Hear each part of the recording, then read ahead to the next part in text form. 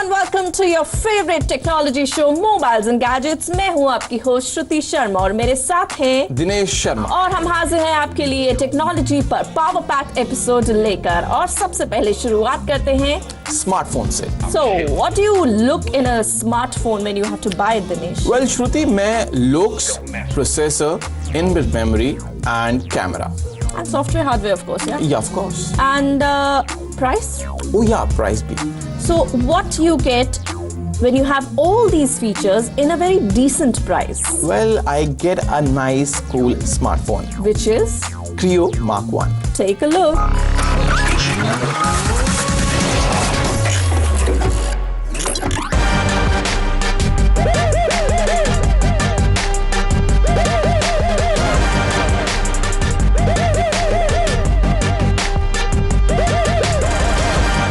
Indian smartphone market कितनी comparative बन चुकी है ये हम सभी को पता है और मार्केट को डोमिनेट कर रहे हैं Chinese smartphone makers.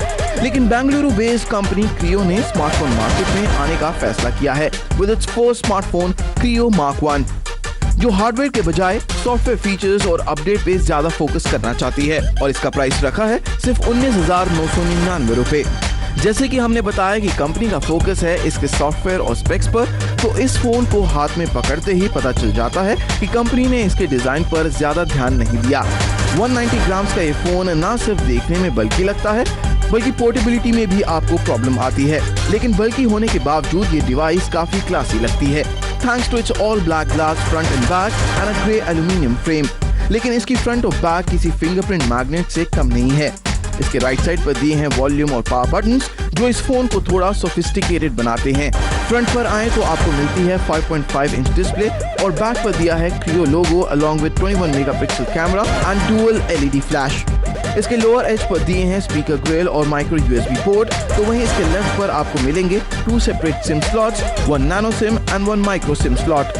Creo mark 1 की 5.5 इंच स्क्रीन इसे फैब्रिक कैटेगरी में डालती है which has a quad HD 2560 into 1440 pixels resolution. तो वहीं इसमें दिया है octa core MediaTek Helio X10 processor clocked at 1.9 GHz coupled with 3 GB of RAM और ये आता है 32 GB इनबिल्ट मेमोरी के साथ जिसे आप माइक्रो SD कार्ड के साथ 128 GB तक एक्सपैंड भी कर सकते हैं।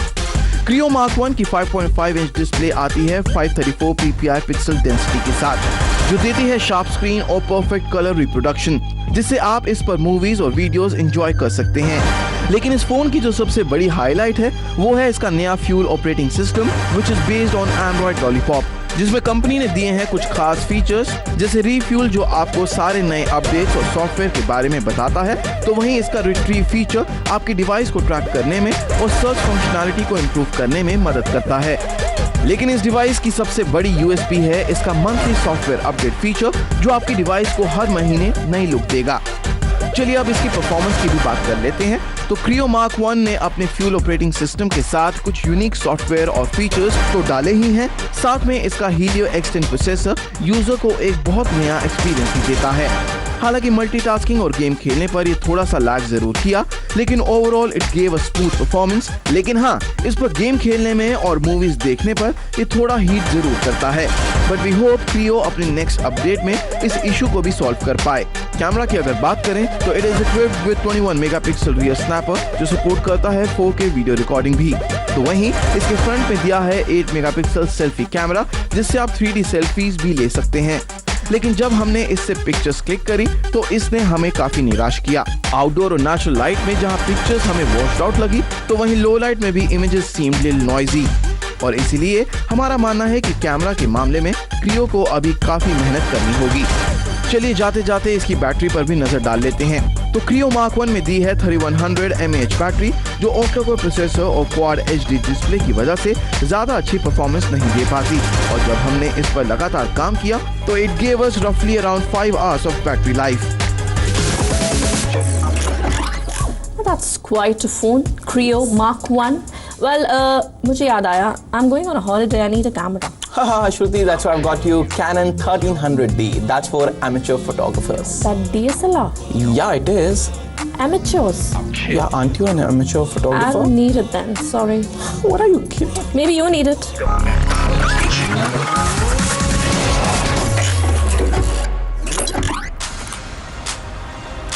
फोटोग्राफी एक ऐसी चीज है जो हर कोई करना पसंद करता है, चाहे वो किसी लड़की को इम्प्रेस करना हो और may be to cater to your own interest. लेकिन DSLR को अफोर्ड करना हैज नेवर बीन इजी। इसीलिए आज मैं लेके आया हूँ उन एमेच्योर फोटोग्राफर्स के लिए ऐसा DSLR कैमरा जो फोटोग्राफी करना तो पसंद करते हैं लेकिन DSLR अफोर्ड नहीं कर पाते।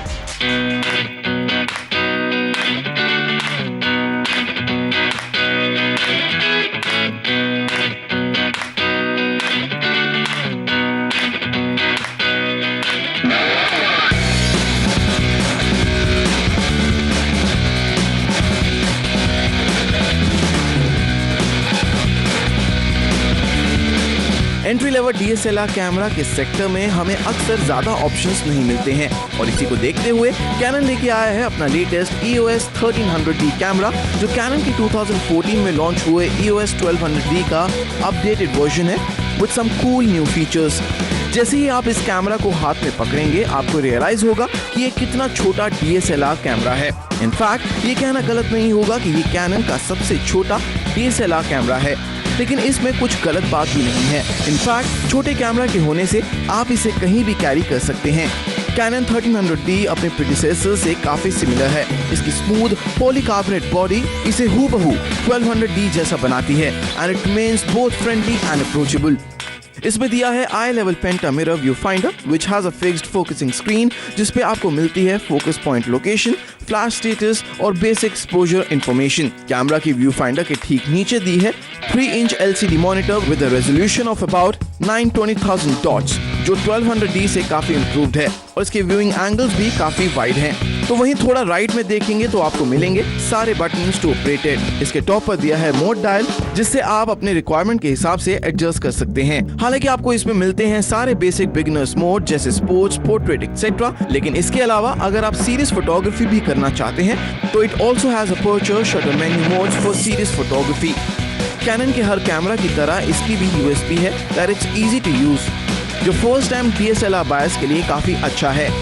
हालांकि इसका इंटरफेस 1200D से काफी मिलता जुलता है, but that's not a bad thing. In fact 1300D में आपको मिलते हैं dedicated ISO and white balance buttons, physical controls, जो आपको इसके कंपैरेटर्स यानी Nikon D3300 में नहीं मिलते। इसके साथ ही 1300D में मिलता है ड्राइव मोड बटन। शूटिंग के मामले में इसकी स्टैंडर्ड शूटिंग स्पीड 1200D के ही बराबर रखी गई है, जो हमारे हिसाब से थोड़ी स्लो है। लेकिन इस डिवाइस को जो सबसे अलग बनाती है वो है इसका inbuilt wifi with NFC pairing system. जब बात इससे शूट करने की आती है तो एक पे क्लिक करने पर इट टेक्स अराउंड 0.7 सेकेंड्स। हालांकि इसमें दिया है नया डिजिट 4+ इमेज प्रोसेसर, लेकिन हमें ज्यादा डिफरेंस देखने को नहीं मिला और हमने इसे रिव्यू किया विद 1855mm लेंस जो कि इस कैमरा का किट लेंस है और ये देता है 18 मेगापिक्सल रेजोल्यूशन पिक्चर्स, जो हमें डिसअपॉइंट जरूर करती है क्योंकि इसका कंपैरेटर Nikon 2012 से ही अपने कैमरास में 24 मेगापिक्सल सेंसर यूज कर रहा है। कैनन 1300D से आप जब पिक्चर्स क्लिक करते हैं तो ये ISO 1600 तक में भी डिटेल्स पे क्लिक करता है। हालांकि ISO इमेज क्वालिटी बढ़ाने पर इसके सेंसर और इमेज प्रोसेसर में दिक्कत आनी शुरू हो जाती है, जिसका मतलब you start losing details in images and colours become blotchy. इससे नाइट में पिक्चर्स आप ऑटो मोड पे इजीली क्लिक कर सकते हैं, लेकिन शायद आपको ये थोड़ी अननेचुरली ब्राइट और नॉइजी लगे। कुछ कमियों को छोड़ दें तो ओवरऑल हम ये कह सकते हैं कि इससे आपको इम्प्रेसिव परफॉर्मेंस मिलती है। चलिए अब इसकी बैटरी की बात कर लेते हैं। तो एज एक्सपेक्टेड कैनन ने इसमें भी LPE10 रिचार्जेबल ली-आयन बैटरी यूज करी है and it can click 500 shots without charging, which is in fact better than 750D that can only manage 440 shots per charge. And Dinesh, what's the fad these days? Well, IPL is a hot property right now. And? Hot even. And? Mobiles and gadgets. Oh, yeah. How could you forget that? Anyways, it's time for app review और ये काफी informative होंगी आपके लिए।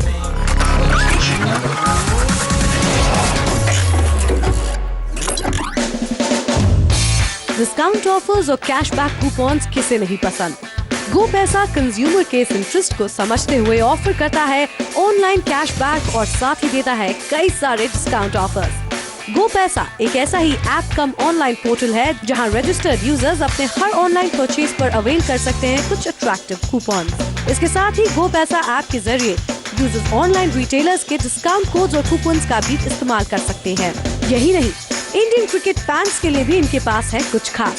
Cricket matches के दौरान हर कोई अपने दोस्तों और रिश्तेदारों के साथ मैच से रिलेटेड बेटिंग करने में इंटरेस्ट रखता है। And well, this app has come up with an option to bet legally. जी हाँ, GoPaisa इस IPL सीजन GPL के नाम से एक स्पेशल कैंपेन रन कर रहा है, जहां यूजर्स डेली बेट्स कर सकते हैं और जीतने पर उन्हें कुछ रिवॉर्ड पॉइंट्स मिलते हैं। And the winner of all the matches in the end gets a fancy gift apart from daily assured prizes. ये ऐप फ्री ऑफ कॉस्ट है और Android iOS दोनों प्लेटफॉर्म्स पर अवेलेबल है।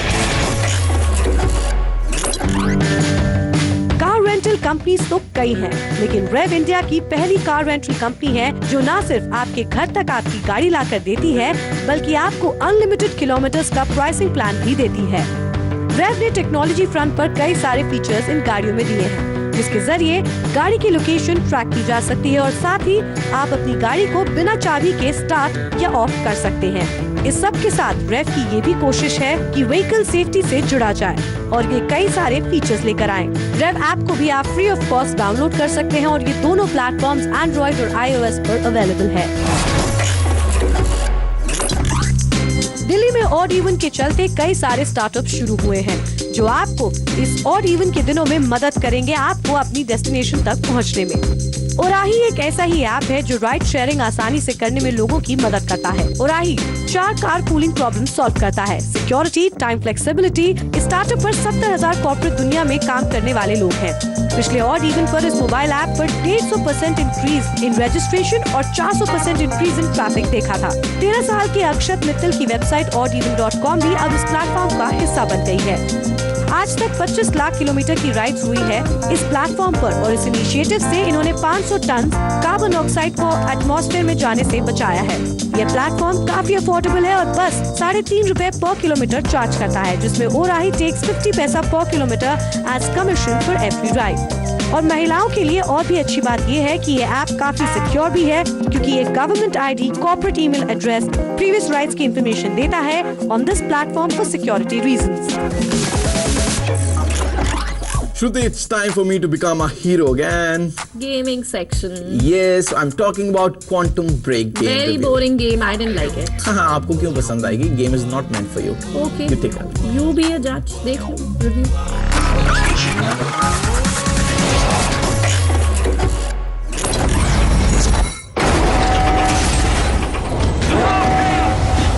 No, I gotta let you out.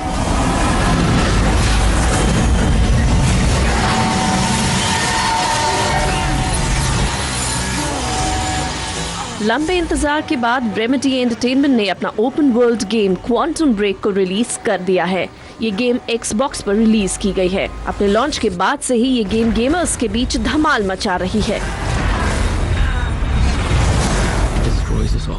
From looks to game play, जानते हैं quantum break के बारे में।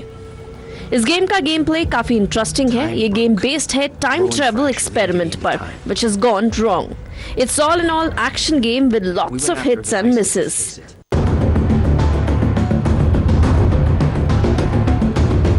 गेम की शुरुआत होती है जैक जॉयसी से, played by Shawn Ashmore of X-Men fame, जो अपने childhood friend Paul Sirin played by Aidan Gillen से मिलते हैं। सिरिन टेक कंपनी मोनाच के CEO हैं, जिन्होंने वर्किंग टाइम मशीन बनाई है। मशीन को टेस्ट करने के लिए वो जैक की मदद लेते हैं और इसी दौरान समथिंग गोज रॉन्ग। इस एक इंसिडेंट से जैक को ऐसी सुपर पावर्स मिल जाती हैं जो कि आगे गेम में उसकी काफी मदद करती हैं। इस टेस्ट के बाद जैक को मोनाच कॉर्पोरेशन के सिनिस्टर साइड और एक्सटेंसिव प्राइवेट मिलिट्री फोर्स का पता चलता है और फिर होती है एक्चुअल गेम की शुरुआत।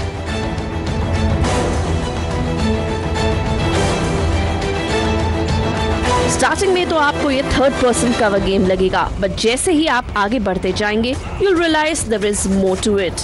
पास से जैक लोकल टाइम को फ्रीज कर सकता है। यही नहीं, अपने दुश्मनों को मिड मोशन के बीच भी रोक सकता है before filling them with hot exploding lead. इसके अलावा जैक टाइम शील्ड की मदद से बुलेट्स को बीच ट्रैक में ही रोक सकता है। The reason you'll find these powers is because Monarch troops are highly mobile. और जैसे ही आप अपनी पास को एक्सप्लोर करते जाएंगे, आपको एहसास होगा कि इस जेनरे में क्वांटम ब्रेक क्या करने आई है। यानी न सिर्फ cool slow motion, freeze frame, bullet stopping pass, बल्कि गति और सामरिक मोबिलिटी जो सिर्फ कुछ कवर बेस्ड शूटर्स मैच कर सकती है।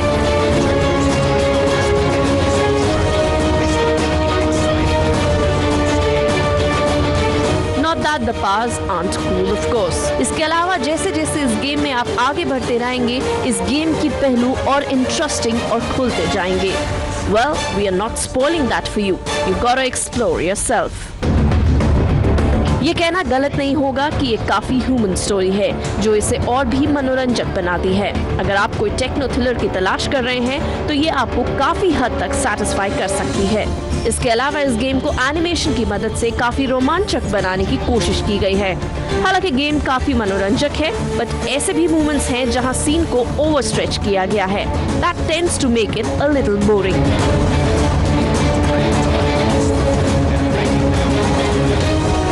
अगर ग्राफिक्स की बात करें तो ओपनिंग शॉट्स देखकर ही आप अंदाजा लगा सकते हैं कि रेमेडी ने इस बार टेक्निकल एस्पेक्ट्स पर काफी ध्यान दिया है। In every sense it's a cinematic game. इस गेम में आप लाइव एक्शन परफॉर्मेंसेस जरूर पसंद करेंगे, as it's no less than real series. इसकी action fight scenes are good to watch even if you are not playing it by yourself.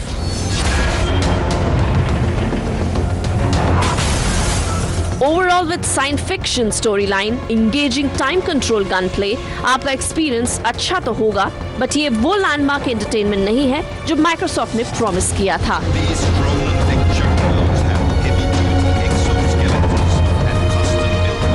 इस game की कीमत है 3,999 रुपए, जो कि थोड़ी महंगी है for the game play and fun it holds. So for game play हम इस गेम को देंगे 8 out of 10, ग्राफिक्स के लिए 7 out of 10 and overall ratings would be 7 out of 10. You're bringing some news about gaming laptops, gaming lovers के लिए कुछ अच्छी news है। Wait. You see and you also see it's time for the launch pad.